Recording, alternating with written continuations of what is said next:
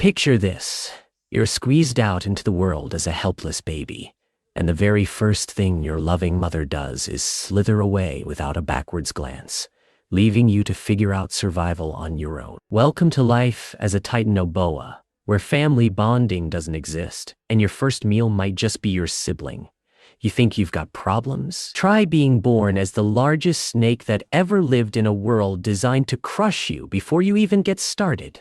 We're talking about 60 million years ago in what's now Colombia, back when Earth was basically a prehistoric nightmare factory. The Paleocene epoch wasn't playing around. Imagine stepping into a sauna cranked up to 90 degrees Fahrenheit, except there's no escape and everything around you is the size of a small building. The air was thick with so much oxygen that creatures grew to absolutely ridiculous proportions. And you, my scaly friend, are about to become the apex nightmare everyone else fears. But here's the kicker. Even though you're destined to grow into a 50-foot monster that could swallow a grown human whole, right now you're just a vulnerable 3-foot baby snake with zero survival skills. Your mom, who weighs as much as a car and stretches longer than a city bus, couldn't care less if you become someone's breakfast. That's just how Titanoboas rolled back then. Survival of the most ruthless, and family dinners weren't exactly a thing. The swampy Colombian jungle you've been dumped into isn't some tropical paradise either. This place is a death trap wrapped in humidity and decorated with creatures that make today's predators look like house pets. Every shadow hides something that wants to crunch your bones. Every splash in the murky water signals danger. And the oppressive heat means you can't even hide underground to cool off. You're essentially trapped in nature's own version of a maximum security prison where the guards are all trying to eat each other. But somehow, you've got to figure out how to not just survive, but dominate this hellscape. And trust me, what comes next makes being abandoned by mom seem like the least of your problems. Your first few months are basically a crash course in how to not become snake food 101. While you're still small enough that a prehistoric frog could theoretically give you trouble, you're learning the most important lesson in Titanoboa school. If it moves and you can fit it in your mouth, it's dinner. No exceptions, no mercy, no second chances. The hunting starts simple because, let's face it, you're not exactly intimidating at 3 feet long. You're slithering through the undergrowth looking for anything stupid enough to get within striking distance. Oversized prehistoric bird lands nearby, probably thinking you're just some weird stick lying in the mud. Big mistake, birdie. You strike faster than lightning, coiling around your feathered victim with surprising strength for something so young. The poor thing doesn't even get a chance to squawk before you're squeezing the life out of it, feeling its tiny bones crack under pressure. But here's where things get interesting. You don't just kill and eat like some amateur predator. You've got technique, style even. Your jaw starts unhinging like some demonic magic trick, stretching wider and wider until your mouth becomes this gaping void that could probably accommodate a bowling ball. The bird slides down your throat in one smooth motion, still warm and twitching slightly. This is your first taste of what it means to be a living nightmare, and honestly, it feels pretty awesome. As weeks turn into months, you're growing at an absolutely insane rate. What used to be challenging prey, those oversized frogs and primitive mammals, now seem laughably easy. You're getting bolder, stronger, and significantly more terrifying. A prehistoric turtle the size of a trash can lid is basking in the sun, probably thinking its shell makes it invincible. You approach with newfound confidence, muscles rippling under your increasingly impressive scales. The turtle notices you approaching and retreats into its shell, probably thinking it's pulled off some brilliant defensive maneuver. You almost want to laugh at how naive this thing is. Instead of trying to bite through the shell like some amateur, you do what Titanoboas do best. You become a living hydraulic press. Coiling around the turtle's shell, you start squeezing with methodical precision. The shell, which probably seemed indestructible to its occupant, starts cracking like an egg under the immense pressure. That satisfying crunch when the shell finally gives way is music to your ears. Inside, the turtle is now basically prehistoric turtle soup, and your jaw unhinges even wider than before. We're talking 6 feet of pure nightmare mouth. You swallow the entire crushed turtle whole, shell fragments and all, like some sort of geological garbage disposal. This is the moment you realize you're not just surviving anymore, you're becoming something truly terrifying. But this is just the appetizer course, because your growth spurt is about to go completely off the rails. By the time you hit your teenage years, if we can even call them that, you're pushing 20 feet long and thick as a telephone pole. The prey that used to challenge you now seems like convenient snacks, and you're setting your sights on something that would make most predators think twice. A prehistoric crocodile, easily 15 feet long with jaws that could snap tree trunks, is lounging in the murky water thinking it owns the place. This crocodile has probably never had a bad day in its life. It's armored like a tank, armed with teeth like railroad spikes, and has the bite force to crush bones into powder. Under normal circumstances, this would be considered an apex predator that other creatures actively avoid. But you're not normal circumstances. You're a rapidly growing nightmare with zero respect for the food chain. The approach is pure stealth. You slide through the water like a living torpedo, using your massive body's natural buoyancy to move silently. The crocodile doesn't even see you coming until you're already coiling around its midsection like some sort of scaly anaconda on steroids. Now, it's personal. And this crocodile is about to learn why evolution decided to make you the stuff of prehistoric legends. The struggle is epic. The crocodile thrashes wildly, its powerful tail whipping the water into foam while its jaws snap frantically trying to get a grip on your smooth scales. But you've got physics on your side now. Every time the crocodile exhausts itself fighting, you tighten your coils just a little bit more. It's like a medieval torture device, except you're both the device and the operator. The moment when you feel the crocodile's spine snap is absolutely electric. This creature that ruled these waters for who knows how long just became your lunch, and you're not even fully grown yet. Your jaw unhinges to accommodate your largest meal yet. The entire crocodile disappears down your throat like you're some sort of prehistoric vacuum cleaner. You can feel it settling in your stomach, this massive bulge that will keep you satisfied for weeks.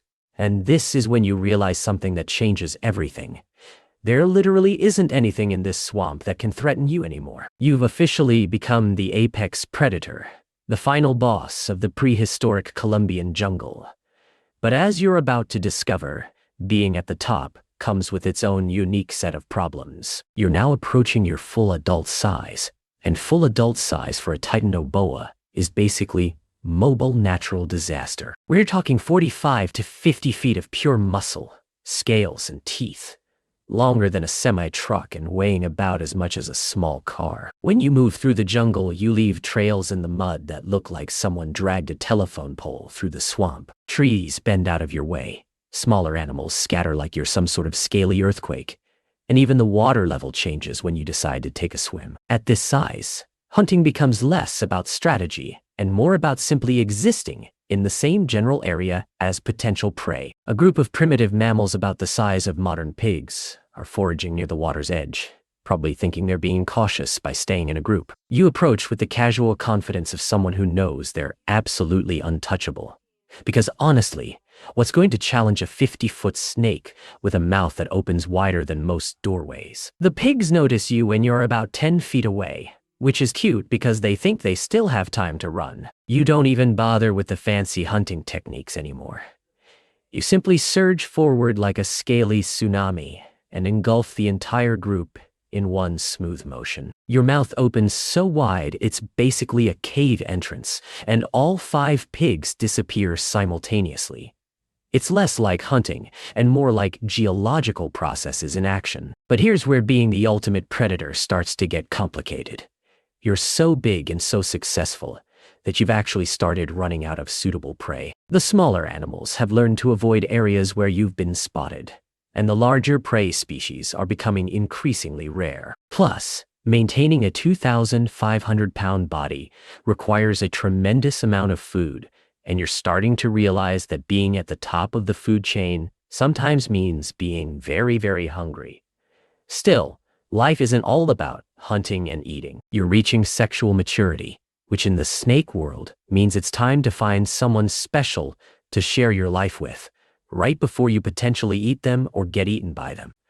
Because Titanoboa romance makes human dating apps look absolutely civilized by comparison. The mating season arrives with all the subtlety of a natural disaster. And suddenly the air is thick with pheromones that spell out one very clear message: it's time to get busy or get eaten trying. You catch the scent of a female Titanoboa somewhere in the distance, and your reptilian brain immediately shifts into romantic mode, which for a 50-foot predator is still pretty terrifying for everyone involved. Following the scent trail leads you to what can only be described as the most chaotic dating scene in prehistoric history. You arrive at a clearing to find what snake researchers call a mating ball, which is basically nature's version of a very aggressive dating competition. There's one female Titanoboa, probably around your size, surrounded by 4 or 5 male competitors who are all trying to prove their worth through various displays of strength, size, and general snake machismo. The scene is part nature documentary, part gladiatorial combat.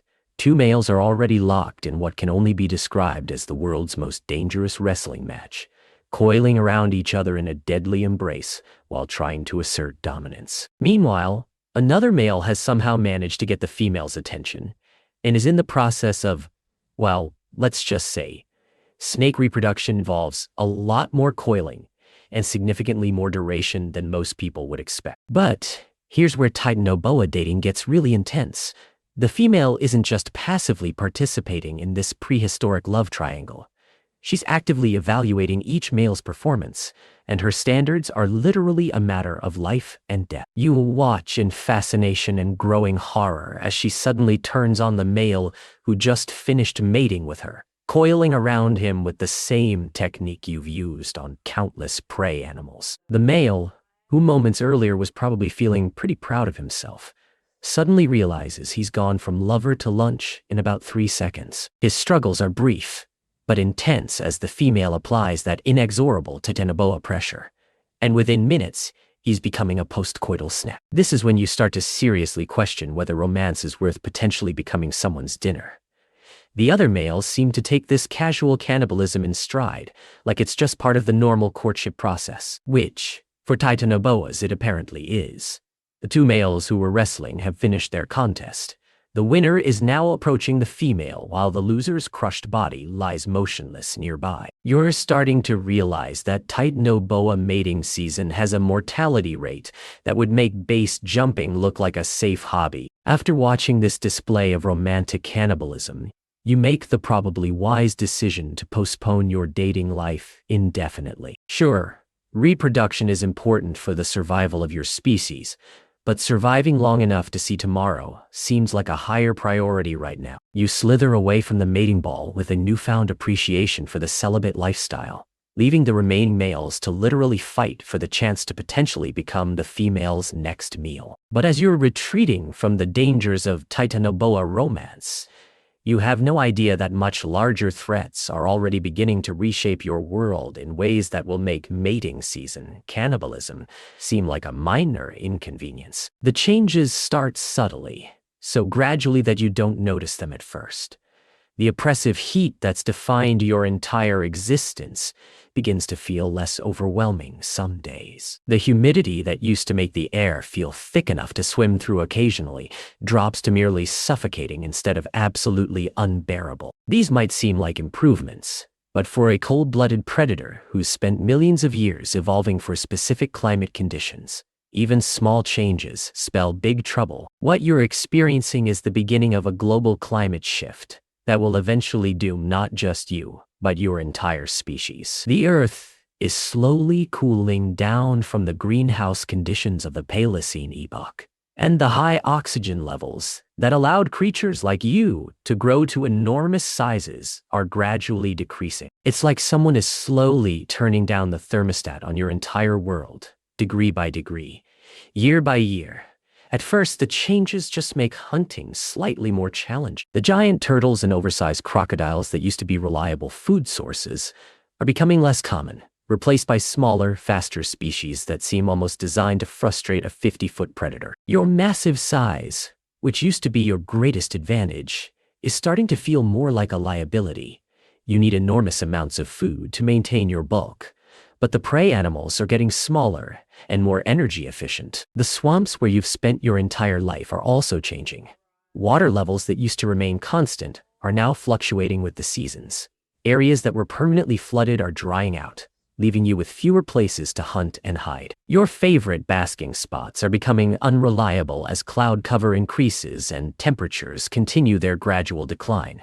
But the most insidious change is happening to your metabolism. As a cold-blooded creature, your body temperature depends entirely on your environment, and cooler temperatures mean slower reflexes, slower digestion, and slower everything else. Prey that you could easily catch a few years ago now have that extra split second they need to escape your strikes. You're becoming a victim of your own success, too big, too slow, and too dependent on conditions that are rapidly disappearing. You start spending more time basking in whatever sunlight you can find, trying to maintain the body temperature you need to function effectively.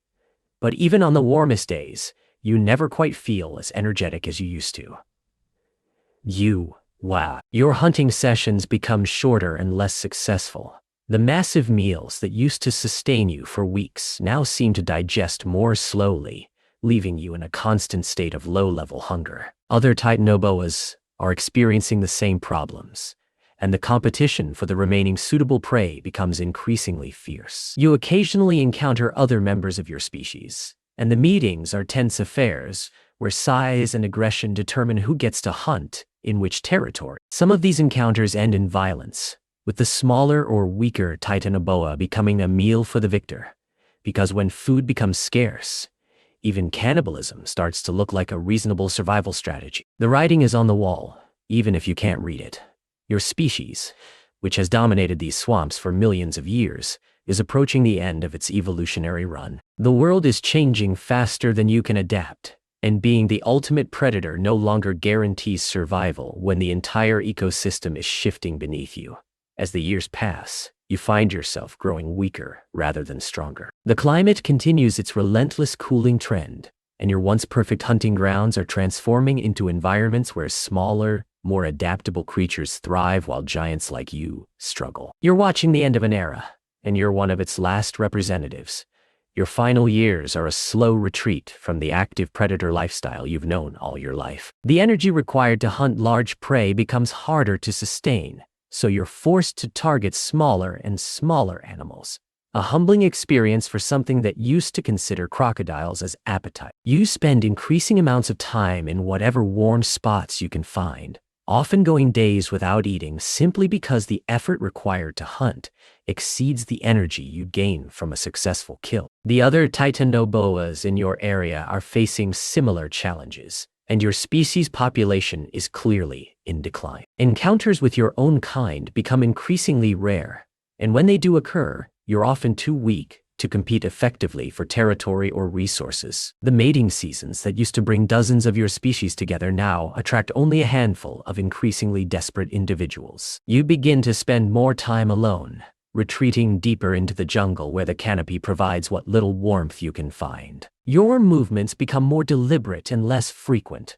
Every calorie matters now, and you can't afford to waste energy on unnecessary travel. The massive territories you once patrolled are gradually abandoned as you concentrate your remaining strength on a smaller and smaller area. One particularly cold morning, cold by the standards of your overheated world, you find yourself struggling to generate enough body heat to move effectively. Your muscles, which once could crush the life out of prehistoric crocodiles, now barely have the strength to coil around a small mammal. You realize that this gradual weakening isn't just a temporary setback, it's the beginning of the end. You slither slowly toward a cave you've discovered, a deep rocky shelter that retains heat better than the increasingly cool outside air. This isn't a hunting expedition or a territorial patrol.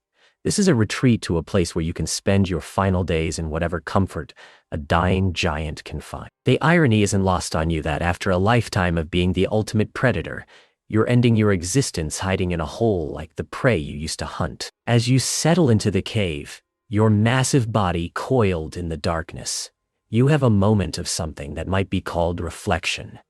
You've lived for nearly 40 years, which is ancient by Titanoboa standards. You've survived being abandoned at birth, mastered the art prehistoric hunting, avoided the deadly romance of mating season, and ruled the swamps as the ultimate apex predator. You've been part of a species that dominated the earth for millions of years, living fossils from an age when giants walked the land. But now, as your body temperature drops and your breathing becomes more labored, you're facing the same fate that's claiming Titanoboas across the continent. Climate change, evolution, and the simple passage of time have conspired to make creatures like you obsolete. The age of giants is ending, and smaller, more adaptable species are inheriting the earth you once ruled. Your final breath comes quietly, without drama or fanfare. Just a 50-foot predator slowly cooling down in a Colombian cave, becoming another statistic in one of prehistory's great extinction events. Your massive body will remain in this cave for millennia, slowly fossilizing as the jungle outside continues its transformation into something completely different. But that's not quite the end of your story, because 60 million years later, your fossilized remains are about to make you famous in ways you never could have imagined. The year is 2009. And deep in a Colombian coal mine, a group of miners is going about their routine work when their pickaxes strike something that definitely isn't coal. What emerges from the rock is a bone, but not just any bone. This thing is massive, unlike anything the miners have ever seen. At first, nobody knows what to make of it. The bone is clearly from some sort of large reptile, but the size suggests something that shouldn't have been able to exist. When paleontologists arrive at the mine, they initially assume they're looking at the remains of some sort of prehistoric crocodile. After all, what else could leave bones this massive? But as they carefully extract more and more of your fossilized skeleton from the rock, a different picture begins to emerge. The vertebrae are wrong for a crocodile. The skull, when they finally uncover it, is distinctly snake-like, but impossibly large. Dr. Jason Head and his team spend months painstakingly reconstructing your skeleton, and what they discover rewrites the textbooks on prehistoric predators. You weren't just a big snake. You were the biggest snake that ever lived. 50 feet of prehistoric nightmare, with a body thick enough that a grown human could crawl through your digestive tract. Your jaw could open wide enough to swallow a person whole, and your constricting power could have crushed a small car. The scientific community goes absolutely wild when the discovery is announced. Titanoboa cerayonensis. That's your official scientific name now. Becomes an instant celebrity in the paleontology world. Museums around the globe want to display casts of your skeleton. Documentary filmmakers line up to tell your story. Children learn your name alongside T-Rex and Triceratops. But you become more than just a cool prehistoric monster.